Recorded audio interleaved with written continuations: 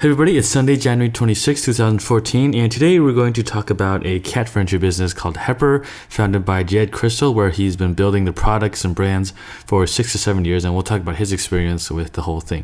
Just to set up the backstory before we get into today's episode, sometimes you never know how things will pan out, whether that's doing small things like starting a business, a website, helping someone cross the street, kind of the serendipity of this thing called life. It's kind of really funny the way it comes back. And so if you remember episode 4 of this podcast when I first started almost 2 years ago, I had Dan Andrews on the show over from Tropical MBA, and he has a business called Modern Cat Designs along with Ian. And so technically them and Jed are kind of competitors, and it was funny, in October last year when we met up with Dan, he was saying how he used to stalk Jed. He'd do the who is check on the domains, kind of see what he's doing in terms of marketing, what products he's having.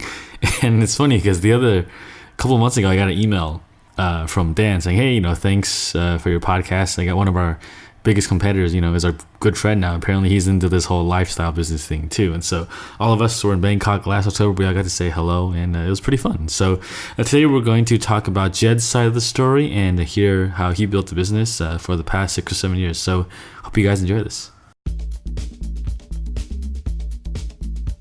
Don't deliver a product, deliver an experience. You're listening to the Build My Online Store podcast, and I'm your host, Terry Lin. We're here to talk about running an online store and building a strong e-commerce brand to take your online store to the next level. If you enjoyed this episode, make sure to check us out at buildmyonlinestore.com. Let's get on with the show. So listeners, welcome to the show. Today I've got Jed Crystal, founder and creative director at Hepper, where they sell very stylish cat furniture. So Jed, what's up? Hey Terry, thanks for having me on. All right, so who are you and what do you do? Like you said, my name is Jed Crystal. I've got a company called Hepper, and Hepper makes ergonomically designed modern furniture for cats.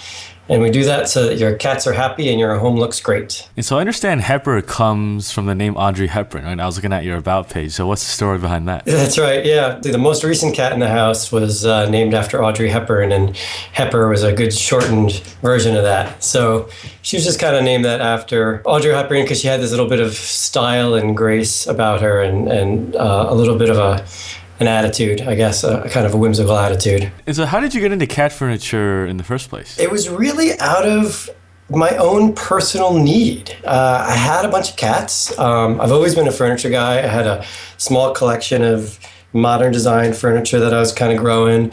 And I was looking around for some stuff for the cats that wouldn't be really ugly and couldn't find anything at all. And being a product design guy, I was like, well, I can make this happen. So I did. So I made a bunch of prototypes, and it was really just out of my own personal need. And then I started realizing, oh, maybe this is a great business potential as well. One of my favorite professors once said, a great designer is a great planner.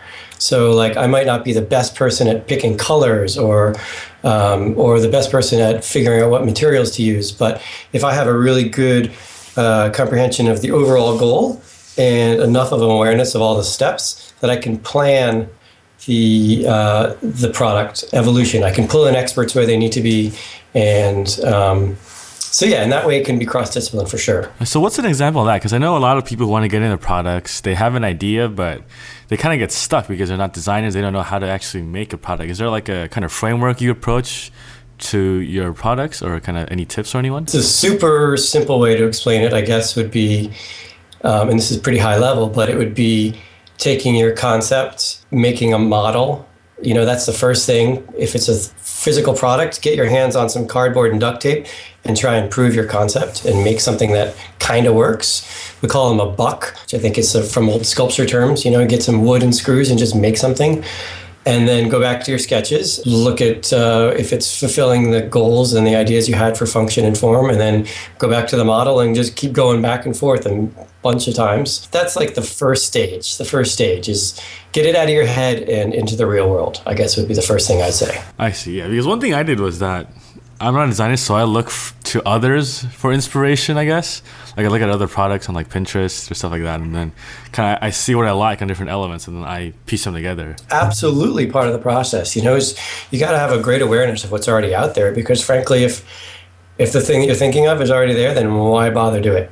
You got to know what's going on and how to make it better and how to make it your own. Yeah, exactly. And so let's talk about your products a little bit, because I noticed your products have a very kind of modern style to it. Like, how did you come up with this feel in terms of like the stand and like the curves of all the products? I love the mid-century modern feel of furniture and architecture, which, I don't know, it's my own personal interest, but it's just super simple, clean. They say the hardest thing to design is the simplest thing. Once you remove all of the extra parts, you're left with the purest design. So that's kind of what I always try and work towards. Definitely would not say that I'm ever there, thankfully, because then I'd have nothing else to work towards.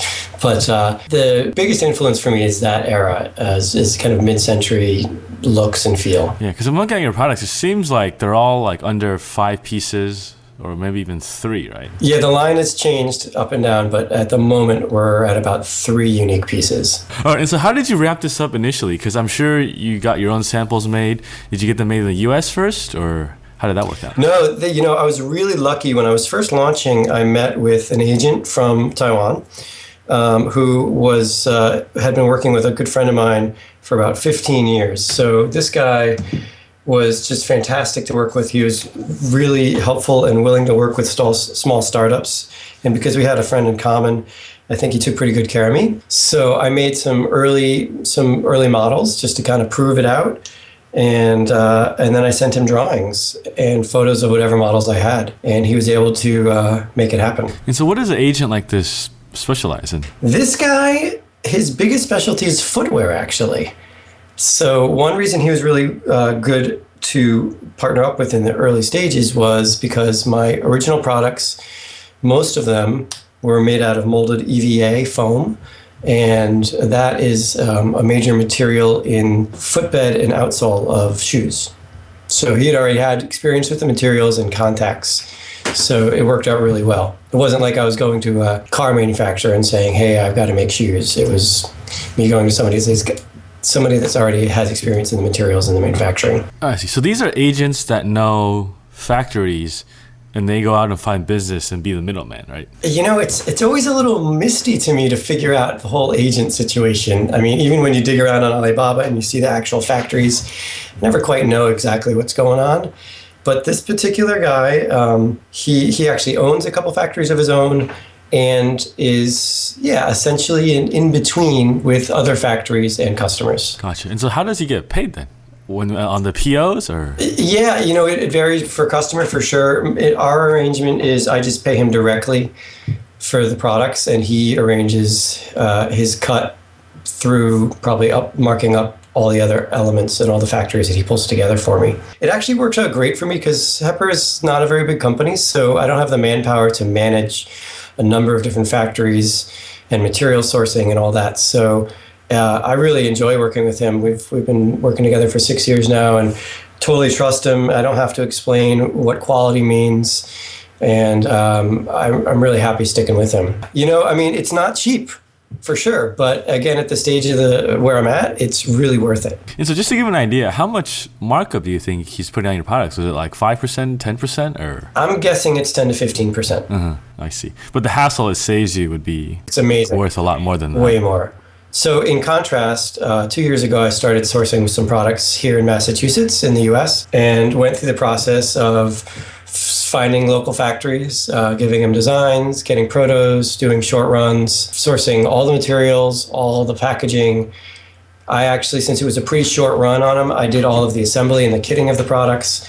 And it was really painfully clear to me how much work goes into getting a finished product in your hands. So it was super detailed and super time consuming and not at all worth it. Yeah, so does he take care of all the import stuff since you're getting them made in Taiwan? Or? Nope, they're really good at getting the stuff in the container and getting it on the water.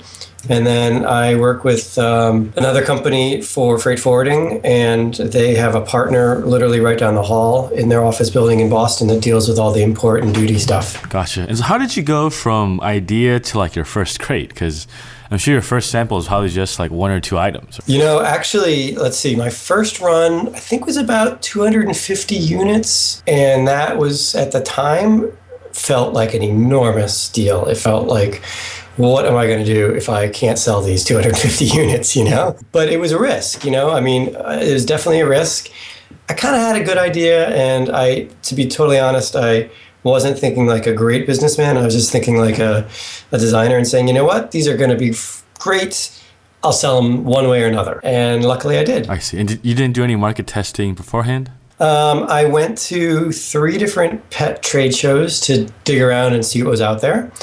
One of them I worked at with a friend of mine that had a brand at the time, and got the vibe from him and a couple other friends of his that had small companies, and I got a lot of good feedback from companies. In terms of actual consumer testing, no. I had a lot of confidence just after seeing what was currently available at the pet shows and seeing how poor most of the designs were.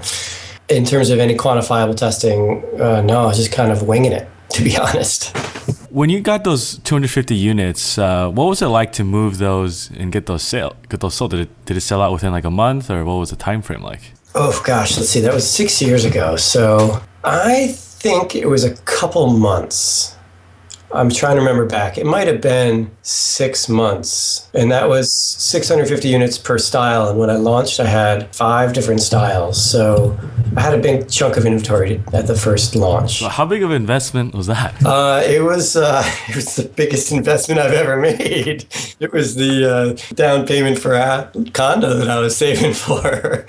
No, it wasn't that big. It wasn't that big. I think I had my first investment was under 20 grand. Still a big chunk of change, though. That was an enormous chunk. Enormous for me, yes. And so how did you sell the first 250 units? Was it just online? So it was actually a combination. So when I launched, I was lucky enough to probably just the week before with this fantastic woman, Kate Benjamin, that runs moderncat.net, which is now housepanther.com.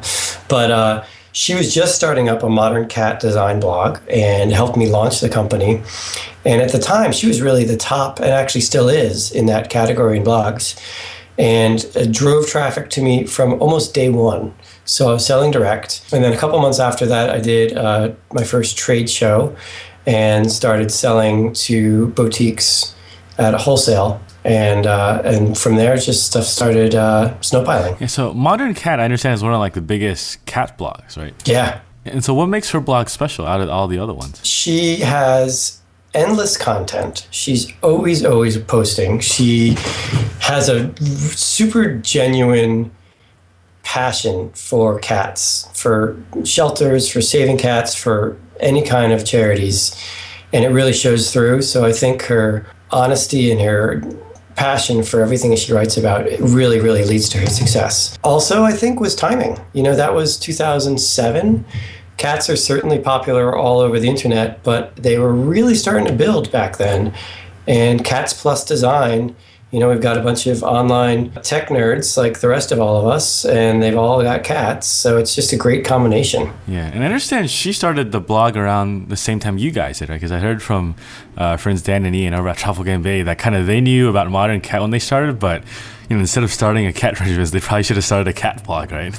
You know, I love product design. It's in my blood, but having a digital company like hers is pretty amazing. Yep, I really, same as those guys. I wish that I had gone that route sometimes. And I see one of your products is on the front page, so congratulations. Thank you. You know, she has a tattoo on her leg of some of her favorite products. So one of the Hepper pods is tattooed on her leg, which I am so honored and amazed by. But yeah. Wow, talk about passion there, huh?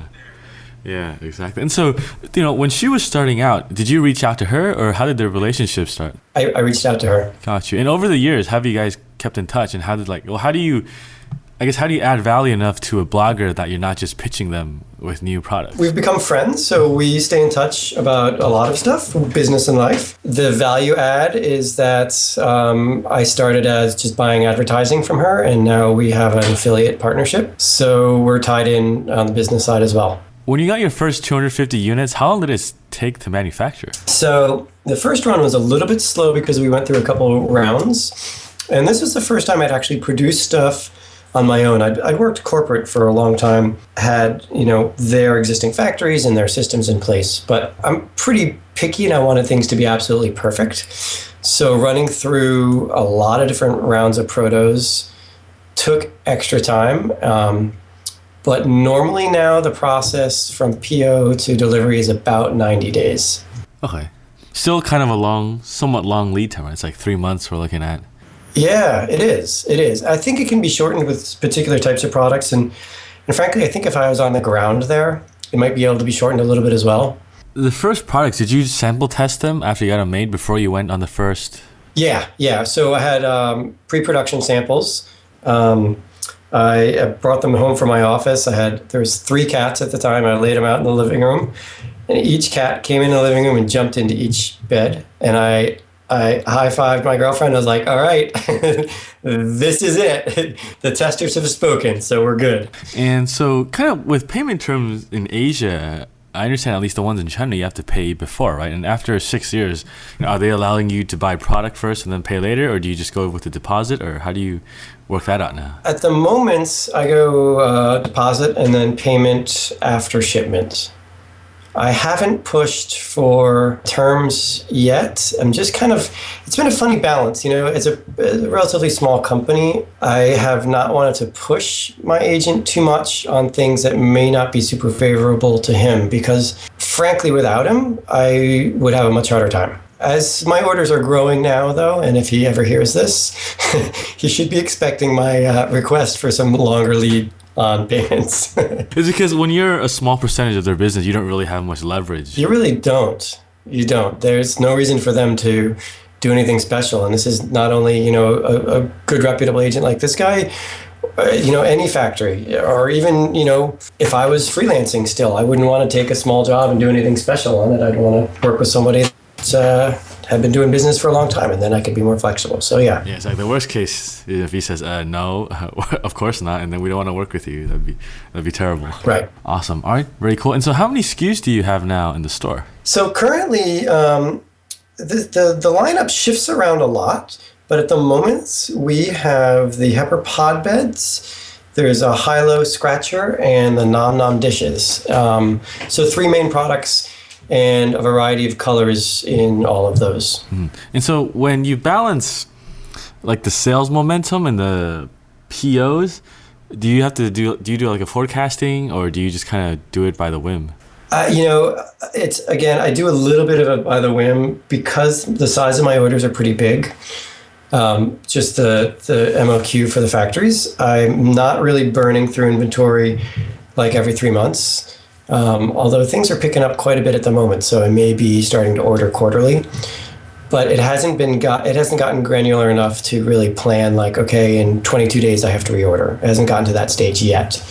Although I expect it to within the next 1 to 2 years. I see. And especially with holidays coming up too, it kind of makes the game a little more trickier too. Yeah, I mean, honestly, in terms of inventory levels, the biggest challenge always is to be sure that I've got enough goods in stock. I see. So are you always erring on the safe side in terms of having more inventory in the warehouse, or? Absolutely. I see. And how much are you holding on to? So the last order lasted me a year, which is going to make any of you number crunchers out there cringe to hear, I'm sure. Yeah, because a year's worth, wow. Are we? So here's the good side of it, right? So I'm designing and developing on my own and selling direct, so my margins are insane. It's going to hurt me a couple margin points in my overall profitability, but it's doable. And that's why I haven't stressed it too much yet. In just a ballpark range, kind of what margins are we looking at here? Ballpark is about 70% profit on each product. Wow, that's crazy. Is this pretty industry standard, or? I came out of the sporting goods industry when it was pretty standard to mark up 4 times, so 75% in that industry. That's like the healthy side of the margins. What I haven't accounted for in that is the cost of shipping, packaging, fulfillment, and everything else. So, if any Hepper customers are listening, I'm not ripping you off, trust me. It's the reality of business, and this is how we all work. And trust me, I'm not getting rich yet. Yeah, that's one thing we talked about when we met earlier in Bangkok. You were saying how kind of when people are getting into this game, you need to make sure you have a product that's at least 4 times gross. One of the big things to think about is if you're going to be working with distributors, they're going to want 20% off wholesale minimum Or even if working with big box stores like PetSmart and Petco, they want probably even more than that. So you really have to price things accordingly. Yeah, because I think I've heard the industry standard kind of across every niche is like 50%, kind of like the wholesale, right? So if you're making something like that, only 2 times, you're basically going to get killed by doing that. Unless you're in jewelry. I think jewelry is like 2.5 or more per times. But yeah. All right, very cool, very cool. And so are you using wholesale too for Hepper? I'm not at the moment. I started out with wholesale. And I did a couple shows, and I realized really quickly that since I'm totally bootstrapped and self-funded, that my dollars going into trade shows really didn't make sense at the early stages. So I pulled back from that and just went direct. I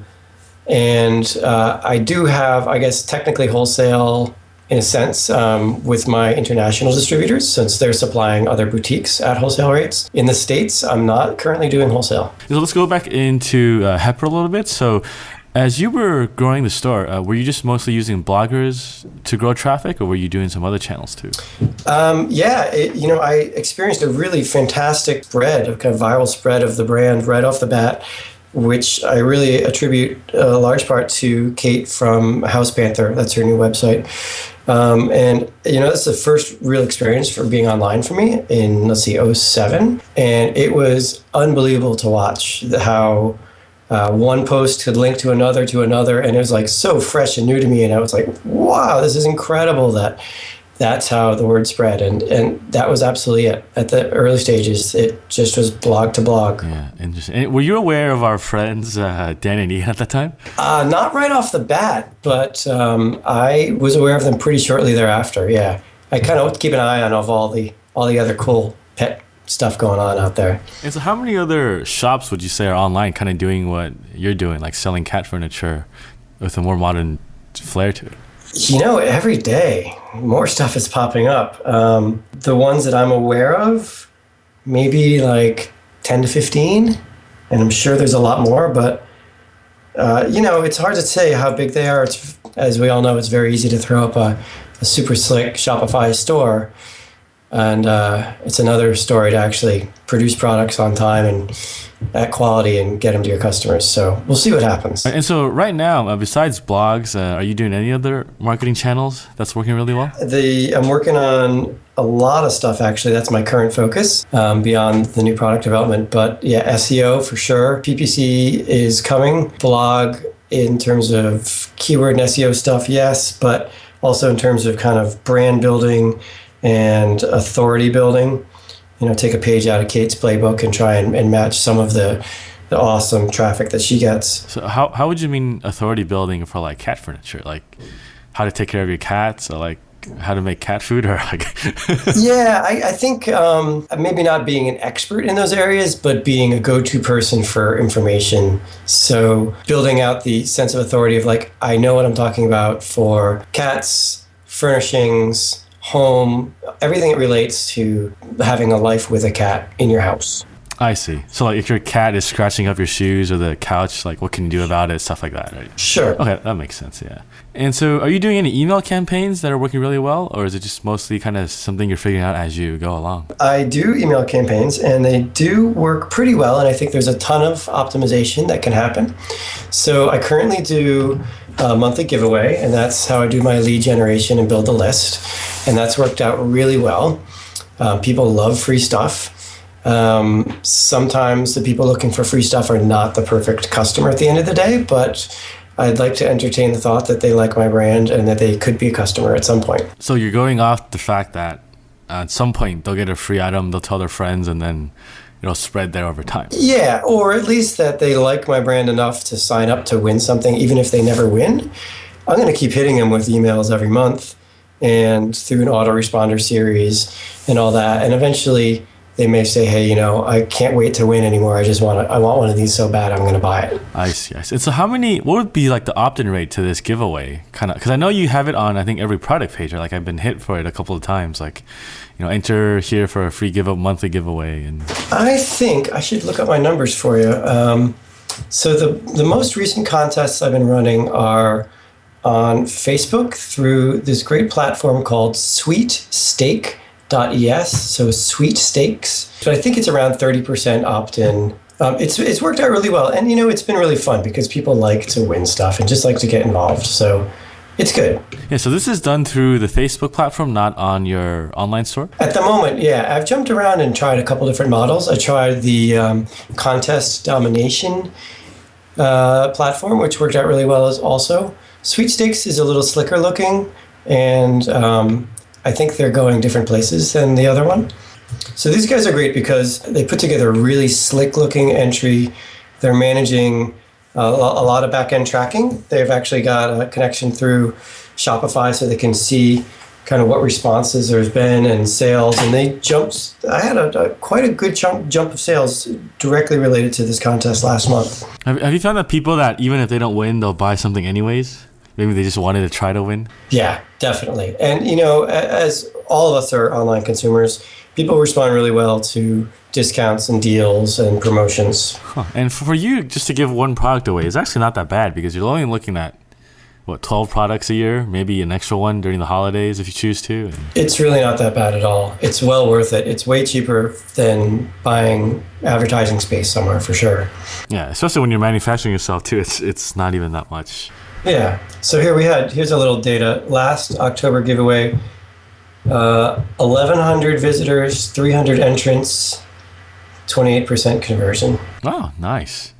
And those are email lists you can always hit up again. Yes. As you go along. Exactly. And so one thing we talked about earlier was that how kind of like the conversion stuff is marketing a little bit new to you, right? So how are you figuring out what's working and what's not, and which places to focus your efforts in? So yeah, you had asked me about on-site conversion, and it is new to me. And what I wanted to do is get all the basic things that I was aware of into place and then start refining them. So the things that I know that need to work are people want to know about shipping. So I added shipping information to the product pages. So that helps with conversion. The site is actually going through a redesign at the moment for a much clearer path from product information to purchasing page.